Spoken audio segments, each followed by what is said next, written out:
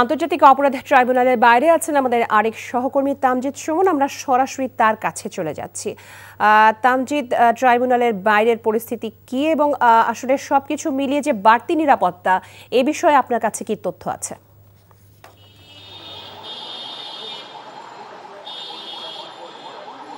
এই আজকের রায়কে ঘিরে বাড়তি নিরাপত্তা, ব্যাপকভাবেই বাড়তি নিরাপত্তা নেওয়া হয়েছে, কারণ কয়েক স্তরেই নিরাপত্তা ব্যবস্থা সাজানো হয়েছে।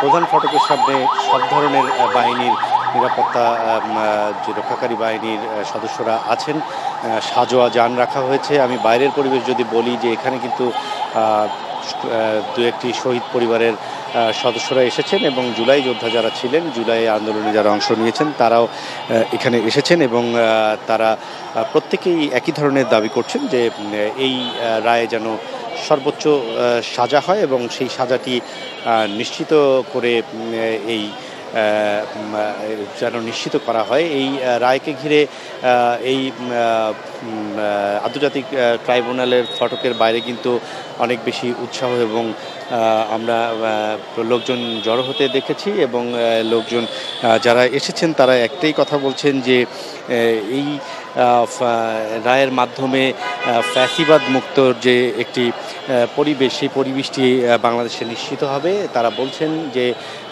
এই রায় নিশ্চিত করে শেখ হাসিনা যেখানে অবস্থান করছেন সেখান থেকে তাকে ফিরিয়ে এনে যেন রায় কার্যকর করা হয়, সেটির দাবি জানিয়েছেন। এবং শহীদ পরিবারের সদস্য যারা আছেন তারা বলছেন যে শুধু শেখ হাসিনাই নয়, এই ফ্যাসিবাদ কায়েমের সাথে যারা জড়িত ছিলেন, যারা নির্দেশ পালন করেছেন, বাস্তবায়ন করেছেন, তাদেরও যেন সর্বোচ্চ সাজা হয়, সেটির দাবি জানিয়েছেন তারা। এই মুহূর্তে কিন্তু এই ট্রাইব্যুনালের সামনে যারা জড়ো হয়েছেন তারা অপেক্ষা করছেন যে কখন রায় পড়া শুরু হবে এবং রায়ে কী হবে সেই বিষয়টিতে নিশ্চয়ই তারা প্রতিক্রিয়াও জানাবেন। এরই মধ্যে যারা বিশেষ ব্যক্তিবর্গ ট্রাইব্যুনালে প্রবেশ করেছেন রায় শোনার জন্য, তারা প্রাথমিক প্রতিক্রিয়া দিয়ে গেছেন যে তারা আশা করছেন যে সর্বোচ্চ শাস্তি হবে এমন রায় আসবে। তো এই প্রধান ফটকের সামনে, ট্রাইব্যুনালের প্রধান ফটকের সামনে নিরাপত্তা নিশ্চিত করা হয়েছে, নিশ্চিত নিরাপত্তা। এবং আপনি জানেন যে রাজধানীর বেশ কয়েকটি জায়গায় গত সন্ধ্যায় এবং আজকে বেশ কয়েকটি জায়গায় ককটেল বিস্ফোরণ হয়েছে এবং সেই ককটেল বিস্ফোরণের কারণে কিন্তু আরও বাড়তি সতর্কতা নেওয়া হয়েছে। রাজধানীর গুরুত্বপূর্ণ সড়ক এবং গুরুত্বপূর্ণ স্থাপনাগুলোকে ঘিরে বাড়তি নিরাপত্তা নেওয়া হয়েছে। টহল দিচ্ছে পুলিশ, র্যাব এবং বিজিবির সদস্যরা এবং প্রত্যেক মানুষ যাদেরকেই সাধারণ মানুষকে সন্দেহ হচ্ছে তাদেরকে তল্লাশি করা হচ্ছে। এবং এই যে আদালত চত্বরের আশেপাশের এলাকায় যে যখনই আসছেন তাকে তল্লাশির মুখে পড়তে হচ্ছে।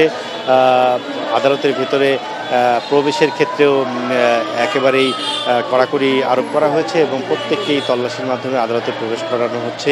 এখানে গণমাধ্যম কর্মীরাও অপেক্ষা করছেন যে কখন রায় পড়া শুরু হবে এবং রায় পড়া শুরু হলে যে রায়টি আসবে সেই রায়ের প্রতিক্রিয়ায় আসলে বিশিষ্টজনরা কি বলবে, সেজন্যই এখানে গণমাধ্যম কর্মীরা আমরা অপেক্ষা করছি।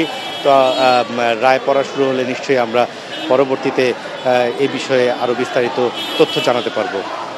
লোপা।